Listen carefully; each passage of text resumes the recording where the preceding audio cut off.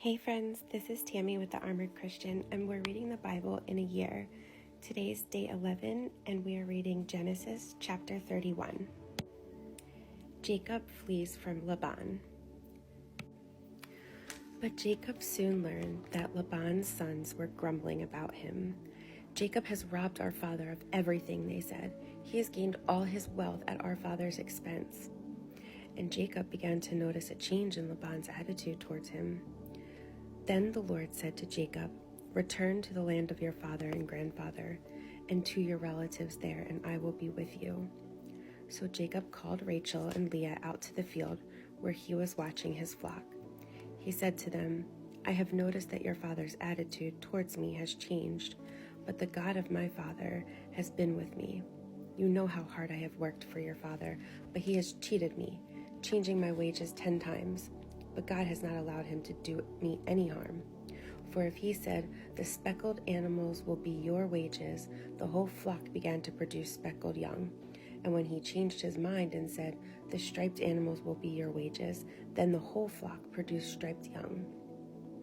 In this way, God has taken your father's animals and given them to me." One time during the mating season, I had a dream and saw that the male goats mating with the females were streaked, speckled, and spotted. Then, in my dream, the angel of God said to me, "Jacob," and I replied, "Yes, here I am." The angel said, "Look up, and you will see that only the streaked, speckled, and spotted males are mating with the females of your flock. For I have seen how Laban has treated you. I am the God who appeared to you at Bethel, the place where you anointed the pillar of stone and made your vow to me. Now get ready and leave this country and return to the land of your birth." Rachel and Leah responded, "That's fine with us. We won't inherit any of our father's wealth anyway.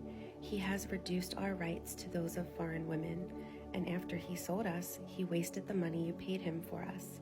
All the wealth God has given you from our father legally belongs to us and our children. So go ahead and do whatever God has told you." So Jacob put his wives and children on camels, and he drove all his livestock in front of him. He packed all the belongings he had acquired in Paddan Aram and set out for the land of Canaan, where his father Isaac lived. At the time they left, Laban was some distance away, shearing his sheep. Rachel stole her father's household idols and took them with her. Jacob outwitted Laban the Aramean, for they set out secretly and never told Laban they were leaving. So Jacob took all his possessions with him and crossed the Euphrates River, heading for the hill country of Gilead. Laban pursues Jacob. 3 days later, Laban was told that Jacob had fled.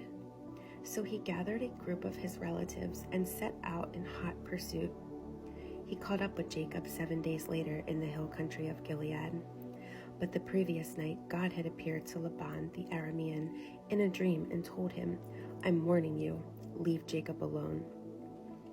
Laban caught up with Jacob as he was camped in a hill country of Gilead, and he set up his camp not far from Jacob's.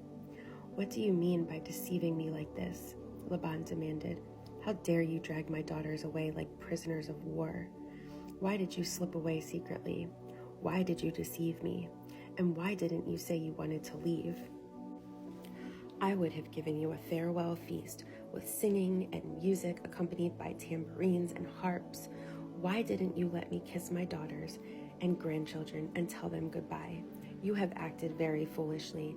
I could destroy you, but the God of your father appeared to me last night and warned me, 'Leave Jacob alone.'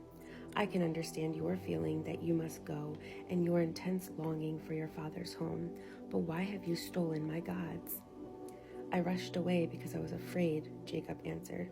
"I thought you would take your daughters from me by force. But as for your gods, see if you can find them, and let the person who has taken them die. And if you find anything else that belongs to you, identify it before all these relatives of ours, and I will give it back." But Jacob did not know that Rachel had stolen the household idols. Laban went first into Jacob's tent to search there, then into Leah's, and then the tents of the 2 servant wives. But he found nothing. Finally, he went into Rachel's tent. But Rachel had taken the household idols and hidden them in her camel saddle, and now she was sitting on them. When Laban had thoroughly searched her tent without finding them, she said to her father, "Please, sir, forgive me if I don't get up for you. I'm having my monthly period." So Laban continued his search, but he could not find the household idols. Then Jacob became very angry, and he challenged Laban. "What's my crime?" he demanded. "What have I done wrong to make you chase after me as though I were a criminal? You have rummaged through everything I own. Now show me what you found that belongs to you. Set it out here in front of us, before our relatives, for all to see. Let them judge between us. For 20 years I have been with you, caring for your flocks. In all that time, your sheep and goats never miscarried. In all those years, I never used a single ram of yours for food. If any were attacked and killed by wild animals, I never showed you the carcass and asked you to reduce the count of your flock. No, I took the loss myself. You made me pay for every stolen animal, whether it was taken in broad daylight or in the dark of night. I worked for you through the scorching heat of the day and through cold and sleepless nights. Yes, for 20 years I slaved in your house. I worked for 14 years earning your 2 daughters, and then 6 more years for your flock. And you changed my wages 10 times. In fact, if the God of my father had not been on my side, the God of Abraham and the fearsome God of Isaac, you would have sent me away empty-handed. But God has seen your abuse and my hard work. That is why he appeared to you last night and rebuked you." Jacob's treaty with Laban. Then Laban replied to Jacob, "These women are my daughters, these children are my grandchildren, and these flocks are my flocks.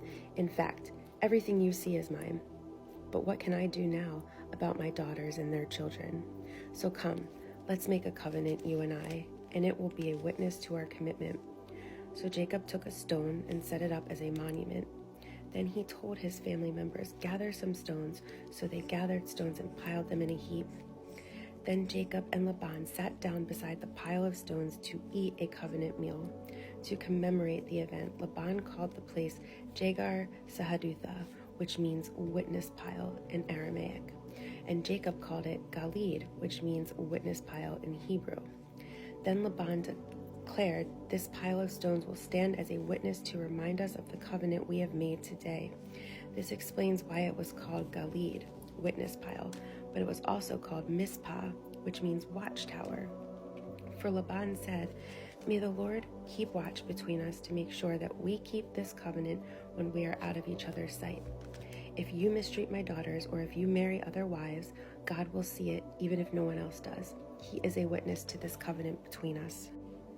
"See this pile of stones," Laban continued, "and see this monument I have set between us. They stand between us as witnesses of our vows. I will never pass this pile of stones to harm you, and you must never pass these stones or this monument to harm me. I call on the God of our ancestors, the God of your grandfather Abraham, and the God of my grandfather Nahor, to serve as a judge between us." So Jacob took an oath before the fearsome God of his father Isaac to respect the boundary line.